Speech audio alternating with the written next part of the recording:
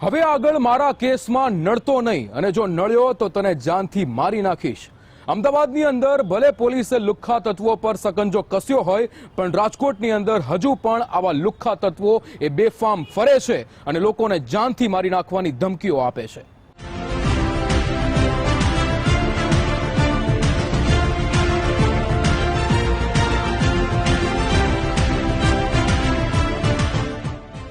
તારીખ 18 ડિસેમ્બર 2024, સમય રાતના 10:56, સ્થળ કોઠારિયા રોડ, રાજકોટ। રાતના 11 વાગવામાં 5 મિનિટની વાર હતી। એક 4 વ્હીલર કોઠારિયા રોડ પરથી જઈ રહી હતી ત્યારે 2 વ્હીલર પર આવેલા કેટલાક શખ્સોએ 4 વ્હીલરને રોકી ત્યારબાદ હાથમાં છરી લઈને આવેલા 7 થી 8 શખ્સો કારમાં બેસેલા 5 લોકો પર તૂટી પડ્યા। એક તરફ આરોપીઓ ગાડીના કાચ તોડી છરી વડે હુમલો કરી રહ્યા હતા અને સાથે કેસમાંથી હટી જા નહીં તો મારી નાખવાની ધમકી અપાઈ હતી। આ ધમકી કુખ્યાત રાજપાલ ઉર્ફે રાજા જાડેજાએ આપી હોવાનો આરોપ છે। ઘર તરફ જતા હતા ખોડિયાર હોટલથી ચા પીવા માટે કોઠારિયા રોડ ફાયર બ્રિગેડ પાસે। ત્યાંથી અમે કનૈયા ડેરી પાસે દૂધ લેવા માટે ગાડી ઊભી ધીમી પાડતા આ લોકો અચાનક જ આવી ગયા છે। હાથમાં સોડાની બોટલો, ચારક વાહનોમાં 3 સવારીમાં છરીઓ અને એક પાણાઓ લઈને બધાના મોટરસાયકલમાં આગળ સોડાની બોટલો ને પાણા હતા। અચાનક જ અમારી ઉપર હુમલો કરીને એવું બોલેલા મારા મિત્ર રમેશભાઈને કે તારા ભાઈને સાક્ષીમાં પડવાની ના નહોતી પાડી તોય કેમ પડ્યો છો, બધાને આજ મારી જ નાખવા છે। અમારા કેસમાં કોઈ પંચ પુરાવા કે સાક્ષી થાશો ને અમે મારી નાખશું જાનથી। રાજકોટમાં ગુંડા તત્વો બન્યા બેફામ। પોલીસ કર્મી હત્યા કેસના સાક્ષી પર હુમલો। હુમલાની ઘટના સીસીટીવી કેમેરામાં થઈ કેદ। કોઠારિયા રોડ પર જે હુમલાનો બનાવ બન્યો છે એ 3 દિવસ પહેલા થયો હતો। આ હુમલો કુખ્યાત પેન્ડા ગેંગના સાગરીતોએ કર્યો હોવાનું જાણવા મળ્યું છે। પોલીસ કર્મી ભરત ગઢવી હત્યા કેસમાં રમેશ ગજેરા સાક્ષી છે।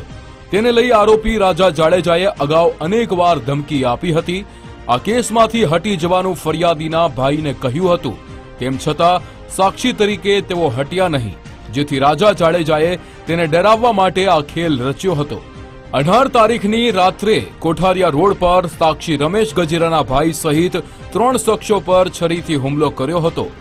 હુમલાની આ ઘટના નજીકમાં લાગેલા સીસીટીવી કેમેરામાં કેદ થઈ હતી। તેના આધારે પોલીસે ગુનો નોંધી તપાસ હાથ ધરી છે। 2016ના કેસમાં ભરતભાઈ ગઢવી એમનું હત્યા કરેલી આ રાજા જાડેજા પેન્ડા ગેંગવાળી ગેંગે, તો એના માટે મારો ભાઈ રહ્યો એમાં પંચમાં સાક્ષીમાં તો નજરે જોનાર તાજનો સાક્ષી હતો। એ તો એક્સપાયર થઈ ગયો, તોય છતાં અત્યારે ખાર રાખીને મારી માથે મને મારવા આવે। આ વખતે 20 થી 25 ઘા મને હાથ ઉપર ને અહીંયા બાવડામાં બધી મારેલ છે એ લોકોએ। આરોપી 10 થી 11 આરોપી હતા। એમાં પહેલો રાજપાલ ઉર્ફે રાજો જાડેજા, પછી ચંદ્રેશ ગોહેલ, બકાલી, પિયુષ હતો, પિયુષ પછી એક મિસ્ત્રી, બાકીના અમુકને હું ઓળખતો નથી।